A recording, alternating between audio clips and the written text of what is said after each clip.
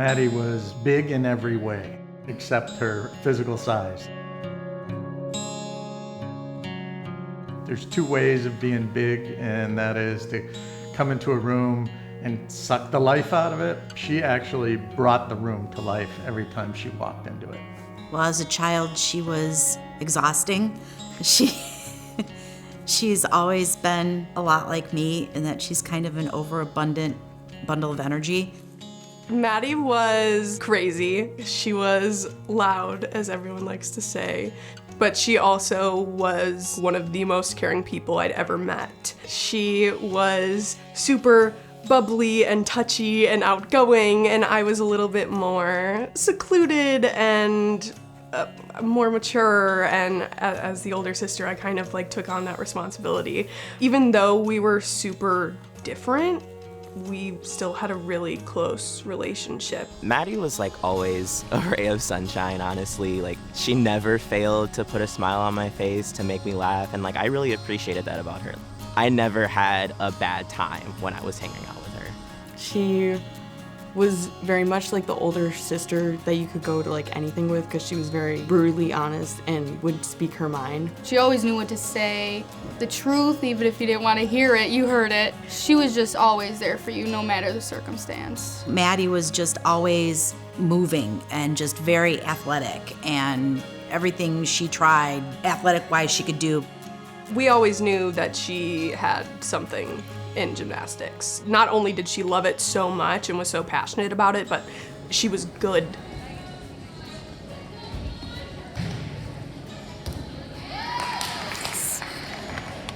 My name is Jim Fredrickson. I am the owner of Gym Kinetics Gymnastics School here in Mokina. I'm also the head coach of our competitive program. When I started coaching her, she was probably here 4 days a week, 3 hours a day. And then as she moved up in level, I spent quite a bit more time with her, and we got really close as a coach-gymnast relationship. She was always a kid that always cared about her team, though. Even when she was little, she was concerned with others probably more than herself, and she was just that kind of kid. She always worried about everybody. I was at work, and my friend from high school texted me and said, "Hey, are you and Maddie and your parents okay?" And I said, "Yeah, I'm in New York right now, so I would assume so. Why?" And he said, "Well, my sister was driving home from school and she saw what looked like your car in a really bad accident." So it was about 2:30 in the afternoon.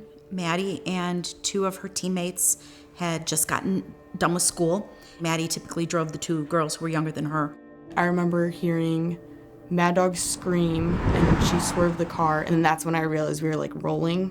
I got a call. Some woman, I never knew who this woman was, got on the phone, and she said, "I'm here, your daughter's been in a bad accident." I yelled to Frank, and I hopped in my car, and I just left. So I hopped in the car. I was not far behind her. I was parked in a parking lot. So I ran around the building, and that's the first sign I saw of it, and I had no idea if it was a small accident, big accident. And when I saw that it was a rollover, and the roof was caved in, and as bad as it was, and my knees buckled, and I ran right to the ambulance. I peeked my head in, and I saw the three girls sitting on a bench inside the ambulance, and they were just sitting up.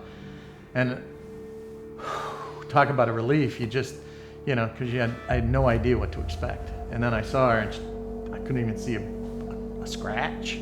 The two other girls, I think, had a couple of scratches and cuts. And Maddie was, Maddie was okay. She was okay, and that was, an incredible relief, because the car was just destroyed. Later, I FaceTimed Maddie, and I broke down. It really hit how lucky I was that she was still alive. One day, Frank and I were sitting in the living room, and she just said, "Hey, after that accident," she goes, "I kind of realized, if anything like that ever happens again, and the outcome isn't as good," she goes, "I just wanted you guys to know that I want to be an organ donor." And I jumped in and I said, "Whoa, no, we're not having this conversation. No, we don't talk about this stuff." Yeah. But I am so grateful that we did, and that she pushed on and said, "No, you've got to know.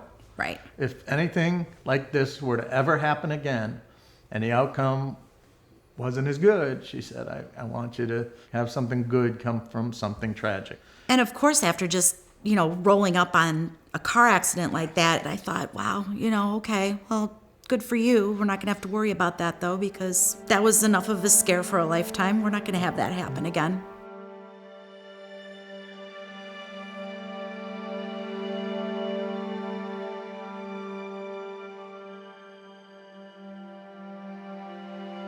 This form commemorates my choice to attend the University of Wisconsin-La Crosse. By signing this form, I embrace the Division III philosophy. Her friend had just asked her, hey, we've got an extra ticket to the Shawn Mendes concert. Do you want to come? And she was like, oh my God, yes. She was so excited. That day, she got ready. It was a normal day. She went to practice that morning. She was fine. And then they were all going with Bella's mom and Bella's little sister and a couple of their other friends. So she just ran out the door. So I literally had texted her and I said, don't forget we've got Auntie Booga's retirement tomorrow. So, don't get home too late. She said, yeah, no problem, Mom. And then we got the call not even a half hour later that she had gone down. My mom just answered the phone and she seemed a little shaken up. And they said, you need to get up here now. She's already coded twice. And so, yeah. We gunned it. We got up there as quick as we can. They brought us in right away, and when they found her, she was unresponsive. She was clutching her asthma inhaler on the bathroom floor. They said they got her heart back beating again, got her intubated, and she crashed again on the ambulance ride to the hospital. While we were in that room, they came rushing in and said, she's crashing again. We waited, and then they came in and said, you can come in. There's a separate room by that. We're working on her. And we walked in, and I remember the first thing I remember, and I'm sure you do too, is they had her on her side, and they rolled her over, and her eyes were open. Yeah. And we looked in her eyes, and There was nothing there. I think we both knew. We didn't say it, and we had hope, but we both knew, I think, then that it was different. She wasn't really there. I got a call from one of Maddie's teammates' mom. She says Maddie was at a concert last night and had an asthma attack, and she's in the hospital and it's not good. I hung up the phone and got in the car and went to the hospital. I didn't know what to expect at all, but as soon as I walked in the room, I pretty much did a 180 and had to walk out right away because she was hooked up to all kinds of things and she just didn't look like the Maddie that I've known for all those years. And it took a few minutes before I could walk back into the room and, I guess, deal with it. When they took us upstairs to the PICU, before I went in, they had me sit down with one of I believe it was a family care specialist, who just kind of warned me, like, this is not gonna be easy to see, and you need to kind of prepare yourself because she's not gonna look like herself right now. I walked in and it was a lot, because she's, laying in a bed, she's intubated, she's got wires everywhere. My mom pulled me into a side room and she sat me down and she told me, we don't know for sure yet, but she's probably not gonna make it. We're pretty sure she's brain dead.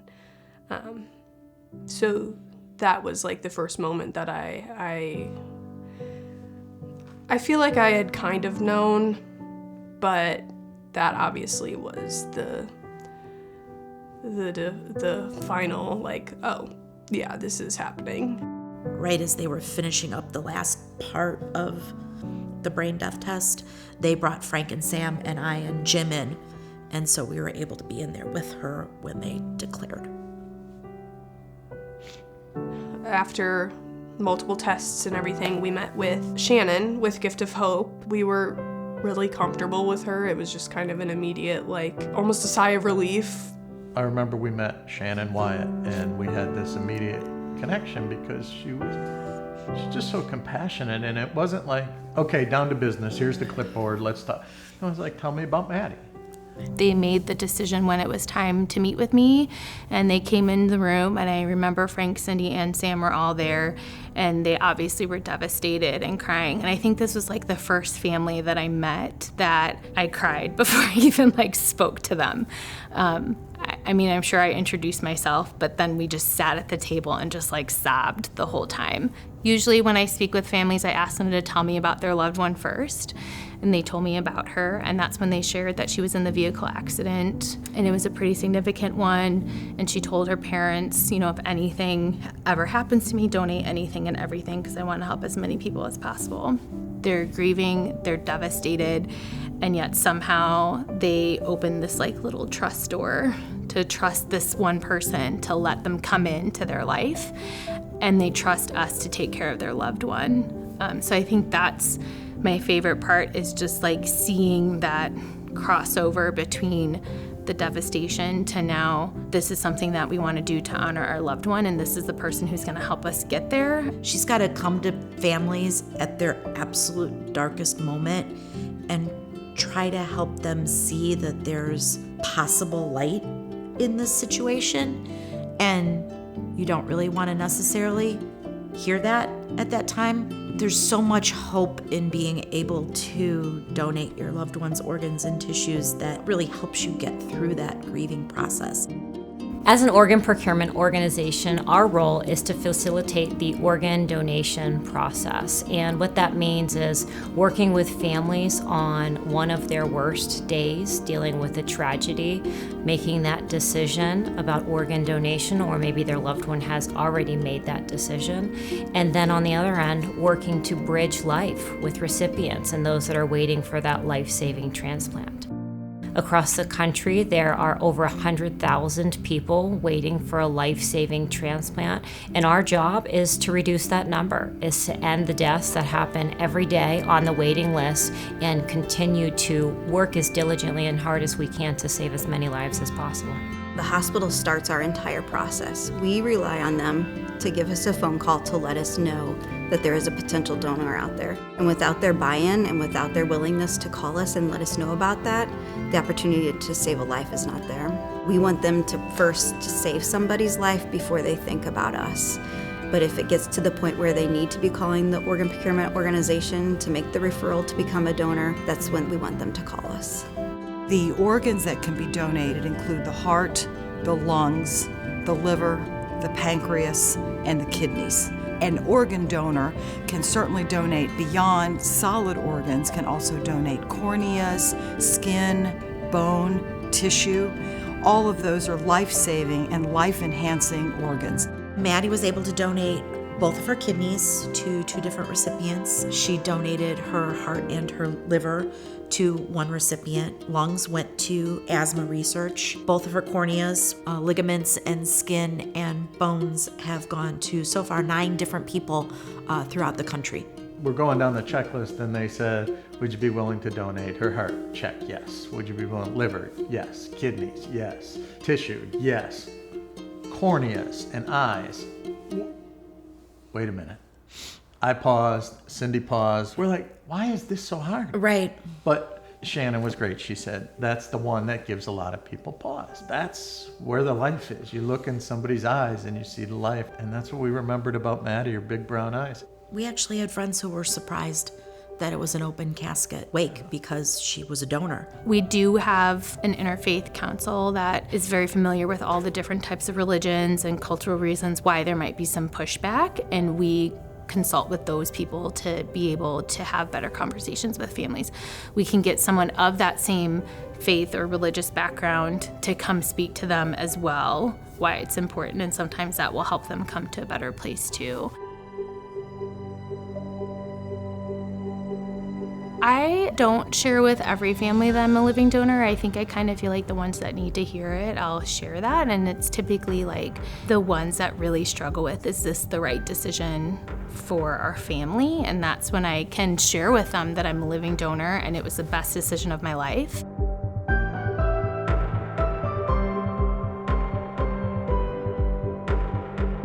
Living donation is typically someone who is related to the person that's in need of the transplant. Deceased donor would either be someone that was already declared brain dead, or the family's going to withdraw life support.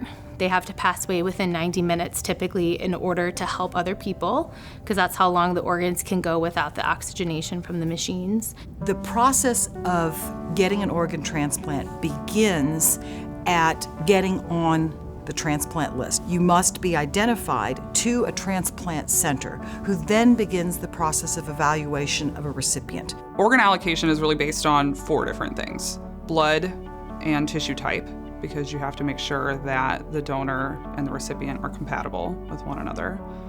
Geographic location, because the organs can only stay out of the body for a certain amount of time. Donor size is very important compared to recipient size. And then medical urgency is obviously the biggest factor in organ allocation. The donor blood comes in. The recipient's blood is also available at the organ procurement agency. We take the blood of both, we react them together to see if there's a reaction.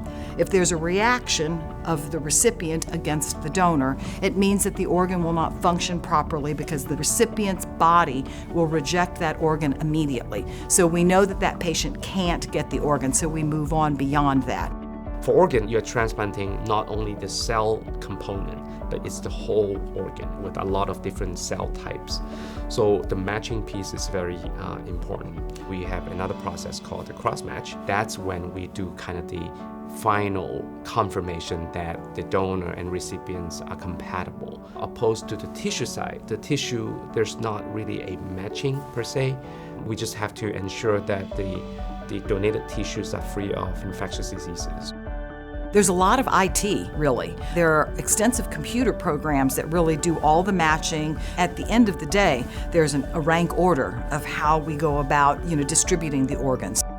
We really just hit a couple buttons in a computer program and tell it to generate lists for us. What that is doing while it's generating the list is taking all the demographics about our donor and figuring out how is that going to match up with recipients. This is looking at different laboratory values, their age, their size, their weight, to be able to make sure that it is the best match possible.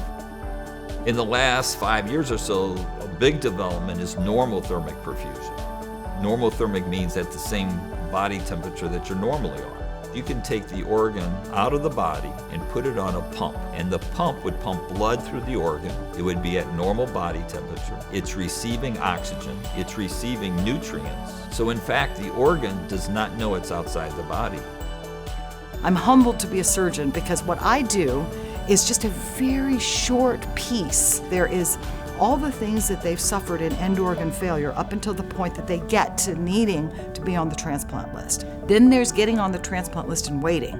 Then there's the surgery. And while as a surgeon, everybody wants to know about the surgery, where's the incision? How long am I going to be in the hospital? Those kinds of things. In point of fact, I'm like, okay, I can tell you those things, but really it's the years afterwards that are really, really important, that you understand you will be seeing a doctor forever with any luck, because that's a good thing. That means things are working, we're tweaking, we're trying to make sure that we're balancing out the side effects of the medicines with the good effects of the medicines. So all those kinds of things have to be taken into account. We hope that transplant is a lifelong, with the emphasis on the word long, process for a patient, for a recipient. Once the patient comes in post-transplant, it's one nurse with one patient, and we monitor them closely. We make sure that everything is taken care of. They do require to be on immunosuppressions for the rest of their lives. The medication they need is to help them prevent from rejecting the organ.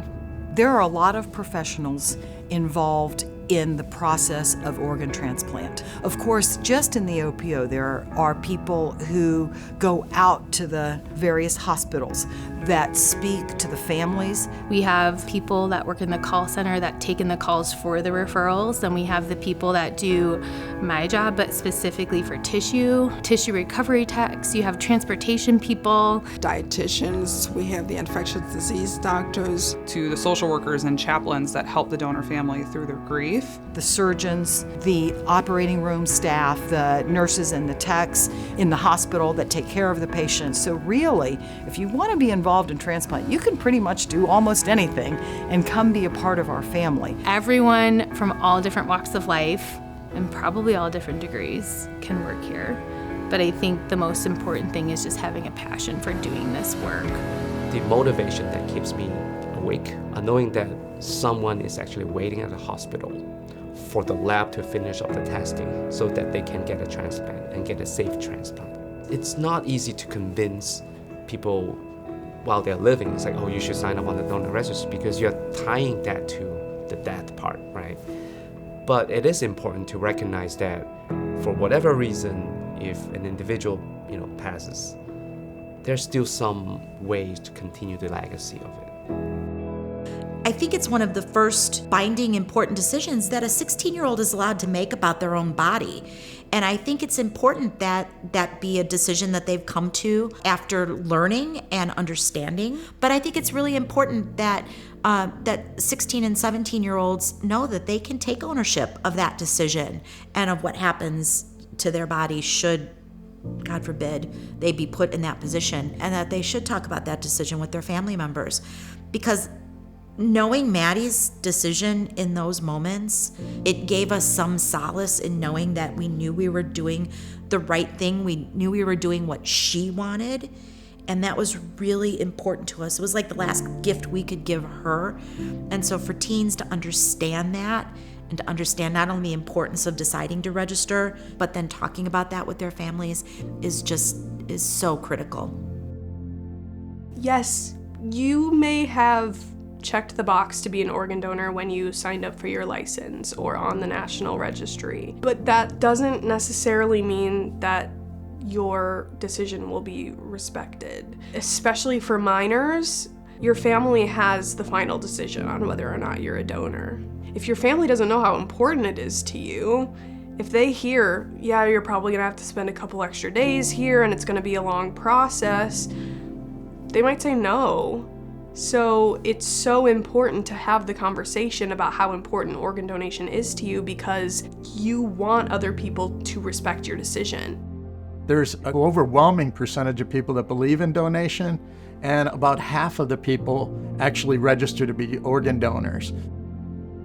I hadn't thought a lot about organ and tissue donation before this all happened. After I realized that Maddie had this conversation with my parents about how important it is to her, it really stuck out to me how important that was for everyone else, and that we needed to spread that message. We're gonna be able to make an impact on generations to come. Why wouldn't we want to save these lives? So it's just become very, very important to me, especially because it was important to her.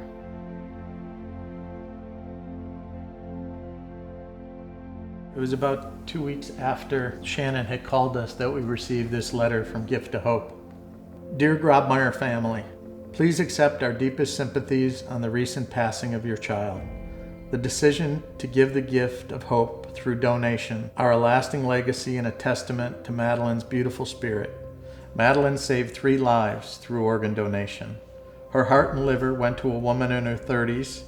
Her right kidney went to a woman in her 20s. Her left kidney went to a woman in her 70s.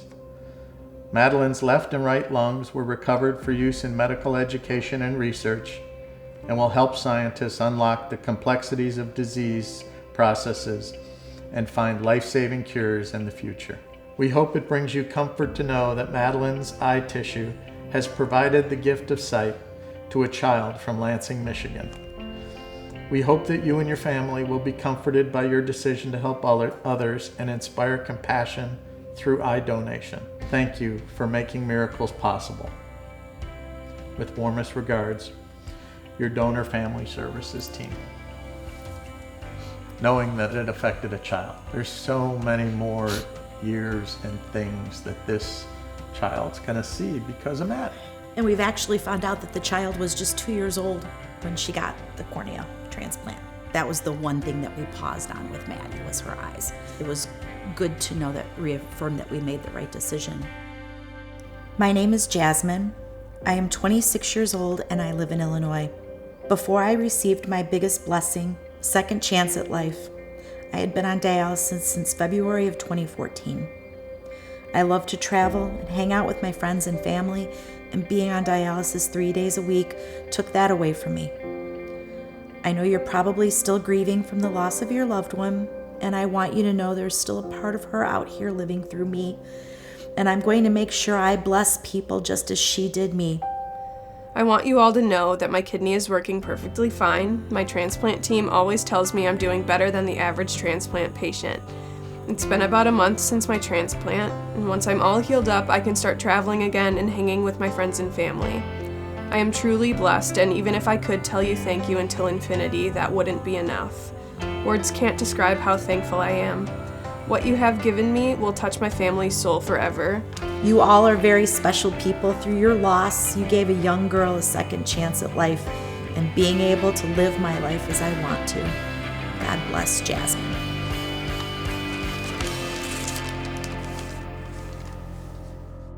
I was a part of a donor family. What I often share with families I work with is that the support and the love and the honoring of that gift is endless. My sister has been a donor 12 years now, and on the days when it feels like no one remembers that loss in my life, Mid-America doesn't forget that loss. The recipients of her gifts never forget that loss.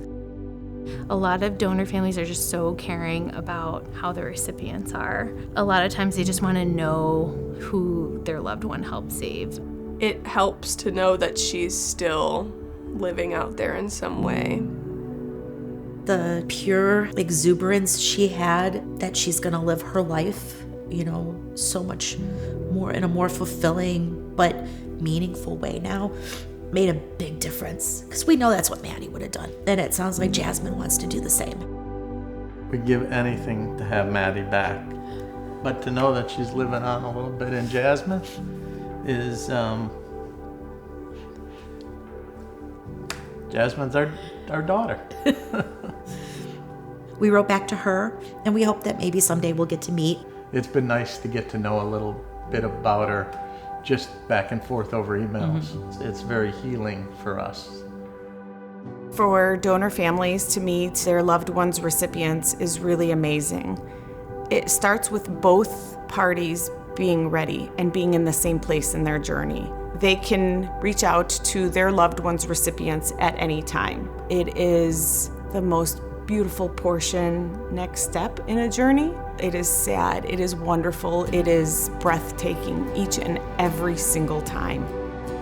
After I suffered a heart attack in 2019, I was listed and my end organs were doing wonderful, so they wanted to get me a new heart as soon as possible since my prior one was damaged from the scarring. I waited and waited, and eventually about a month and a week later I got a heart. I had a few surgeries when I was first born, a few weeks in, and eventually 2012 and then 2019. So it was all nothing new to me, but heading into the transplant world, it was really new for me, because living with a heart that's not yours is extremely different. I mean, I feel wonderful, but I have to live off meds for the rest of my life, and knowing that I have someone else's heart pumping for me, keeping me alive, it's really crazy to think.